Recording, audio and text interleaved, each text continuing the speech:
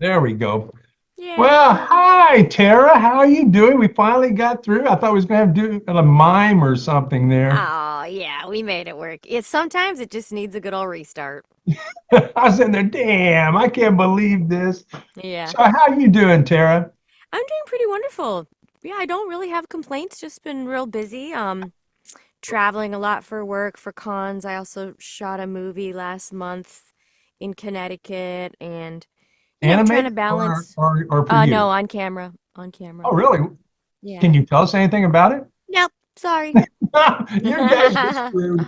But for you just tuning in, this is the Arkansas Showcase, and we have the multi-talented Tara Strong here. I mean, fantastic person and everything. And she's going to be coming to Comic-Con on September 6th, 7th, and 8th here in Little Rock. So this is a perfect chance you get to know her and then come down and see her. Correct? Absolutely. Come on down. I love when people come by, even if they're just coming to say hi or get a hug or share something about their life, something I did that helped them through something or kept their family laughing or got them through hard times. That makes me Timmy real Turner happy. saved the day. A lot of people say that show brought them together. It was like something that they did all together as a family. It's very sweet. Yeah, I had to. My daughter, through Powerpuff Girls and Timmy Turner and Fairly Odd Parents, I had to live through that. But they You were liked living through that because you liked Bubbles the best. And also, you liked Timmy Turner because you had all kinds of wishes that you wish you could have wished when you were 10 years old, so you live vicariously through him. now. Now, how is it that a young lady from Canada, how did you get started in all of this? I knew when I was very young, like 5 years old, that I wanted to be a singer, dancer, actress. I always knew that. And I didn't have any family in show business.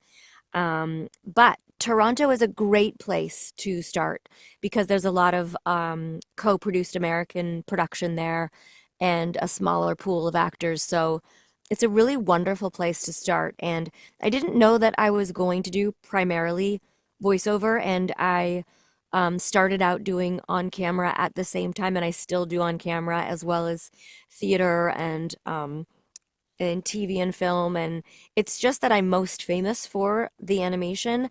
And I usually say that part of that is because, well, it's one of my gifts that I came with, right? Some people come and they can play a concerto without ever reading music or paint something wonderful. I definitely came with the ability to manipulate my voice and create different characters.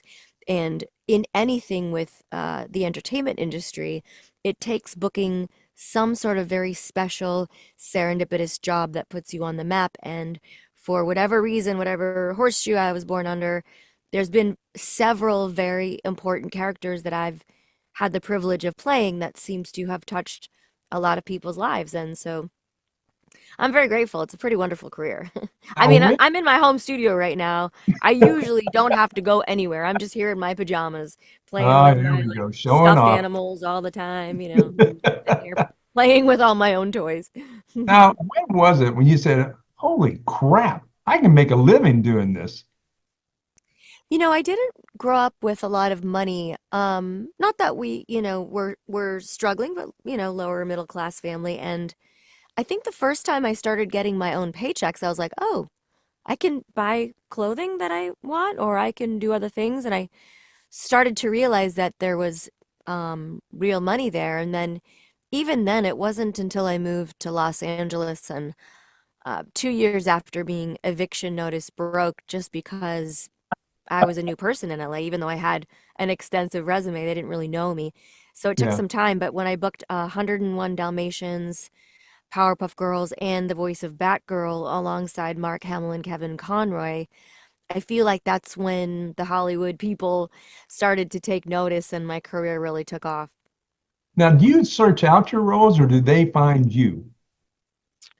Well, the agents will get the auditions, and often the casting directors will say, send me your top 10 or your top 20. So having the right representation really matters because you want to make sure that you're getting sent out. And they'll send you an audition packet that will include a drawing of the character, a character description, and a portion of the script, which is called sides. And then you, as the voice actor, have to try and come up with a voice that you think would work for that character or would inspire production to say, hey, this person could really do something special with this role and help bring it to life.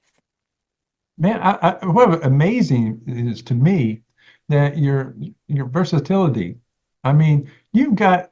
I mean, you think a psychiatrist would have a great time with you because you get all these voices in your head. But uh, how is it that you actually can come up with something original after you've done so many that not going back on something you've already done? It's a really good question. I I think will outside the sit box. well, and I do it inside this box. I I get inspired by good writing, wonderful art, and I will sit here in my studio sometimes for 3 hours and just play around with different vocal sounds. And almost every day, at least a couple times a week, a new voice will just come to me out of nowhere. Yeah, and I'm God, very that seems almost conscientious. impossible to me. You know, I after all. know, considering like the thousands of voices I've done, I just I can't really describe it, although my boyfriend was telling someone the other day that he can hear me from the house. He'd be like, there'll be a new voice I've never heard. She'll just come up with another one. It's just happens. Now you have children, right? I have two boys, Did they ever say, almost "Mom, just"? 20 and 22. Did they ever just say, "Stop"? We can't Um, do it anymore. These voices are killing me. no, I think they've had a pretty good time growing up with me. I'm a pretty fun mom. So, what's the future looks like for Tara Strong? I mean, are you going to get more into acting, live acting, or stay mostly with animation voiceovers? Well, like I said, I've always done both.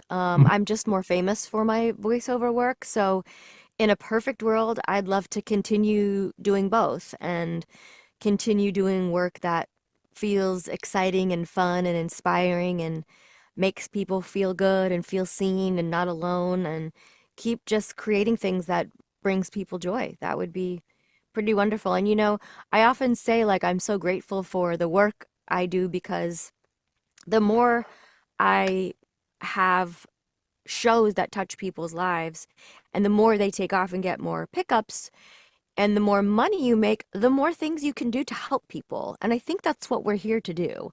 And I really love being in a position to contribute to multiple different charitable organizations. Or sometimes I'll just go online on Twitter and say, hey, does anyone need anything? And about a month ago, I went on and people were like, I need this or I can't pay my rent. And by the end of the day, I'd given out like $10,000 just to strangers.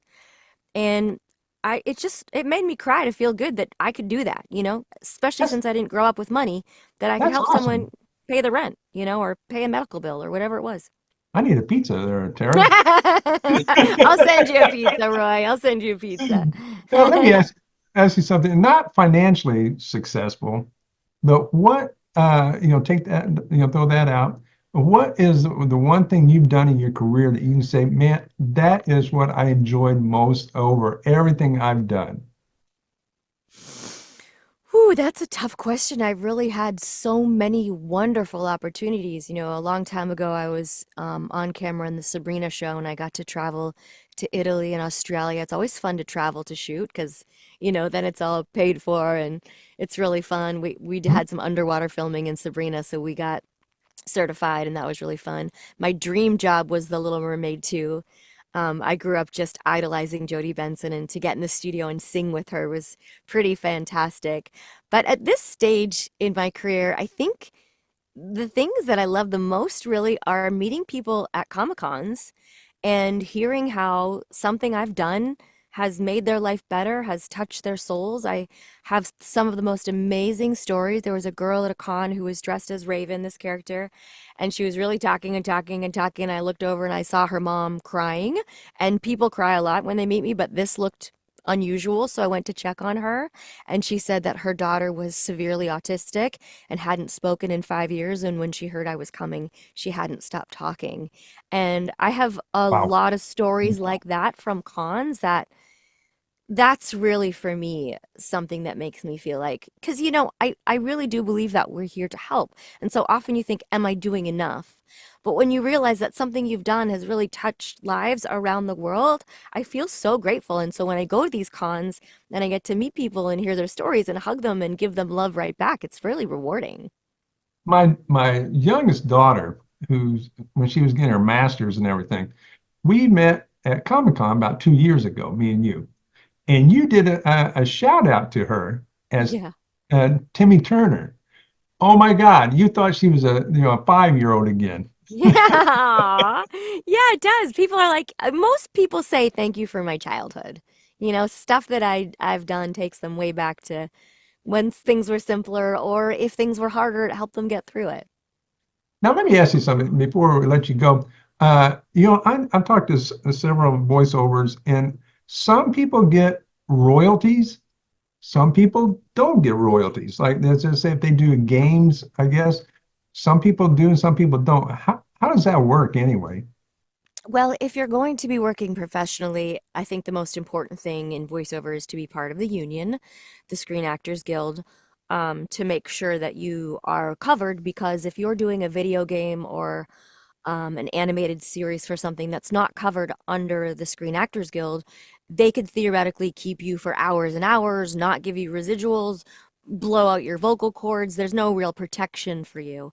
There has never been a residual for video games, which is kind of tragic, and we've been fighting for that for a long time, particularly once they started to really blow up, because people were buying way more video games than they were videos of movies. So it would have been nice to have more participation, but we've never had that. And shows have residuals, except sometimes for streaming they don't. But if you are part of the union and there are things that will have residuals, you will get them. They will take care of you. It's not like they pick an actor over another. Once you're in the union, Right. you get taken care of. Well, I tell you what, Tara, they told me to keep this short because they said you're busy because you got all those stuffed animals and everything you got to control. I've got things to play with. So we'll make sure to come by and see you if that's That'd be okay, great. Of and course. maybe take a photo with you. I'd love that. Okay, but everybody, this has been Tara Strong and give a shout out in your best voice, your best Timmy the Turner voice for everybody telling them to come to Comic-Con. I wish everyone would come to Comic-Con. Cosmo, Wanda, make them come to Comic-Con. Yeah, Puddins, come see me. Yeah, it will be hardcore. Thank you so much, Tara. You've been great, and we'll come down and visit with you or with all those people. I'll stand in line just come up and say hi. Oh, you don't have to stand in line. Just come right up. Okay, you take care, and thanks for helping me out with the recording. Yeah, sure, no problem. Take care now. Ciao. Bye-bye.